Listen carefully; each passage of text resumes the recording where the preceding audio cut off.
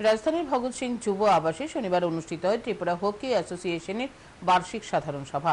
এই বার্ষিক সাধারণ সভার মধ্য দিয়ে আগামী 4 বছরের জন্য ত্রিপুরা হকি অ্যাসোসিয়েশনের নতুন কমিটি গঠন করা হয়।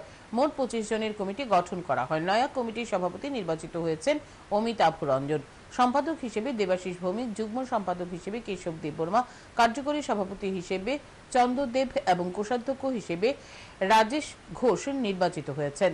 ত্রিপুরা হকি অ্যাসোসিয়েশনের নতুন কমিটির সম্পাদক দেবাশিস ভৌমিক জানান, নয়া কমিটি সকলকে নিয়ে আগামী দিনে ত্রিপুরা রাজ্যে হকিকে আরো এগিয়ে নিয়ে যাবেন। রাজ্যে আগামী দিনে নতুন করে কিছু হকি মাঠ তৈরির চেষ্টা করবেন বলেও জানান তিনি। আমরা কিভাবে হকিটাকে আমরা আরো এগিয়ে নিয়ে যেতে পারবো সেই প্রচেষ্টাই থাকবে। সবাই সাহায্য এবং সহযোগিতা আমরা কামনা করি। সেই উদ্দেশ্যেই আমাদের সেই কমিটি করা। কয়জনের কমিটি গঠন করা হয়েছে? আমাদের 25 জনের কমিটি করা হয়েছে। সম্পাদক বা সভাপতি? সম্পাদক দেবাশিস ভৌমিক, আমি, আর সহ সম্পাদক 4 জন হয়েছেন। হ্যাঁ, তারপর কোষাধ্যক্ষ হয়েছে একজন। এই হচ্ছে আমাদের এমনিতে 25 জনের কমিটি হয়েছে।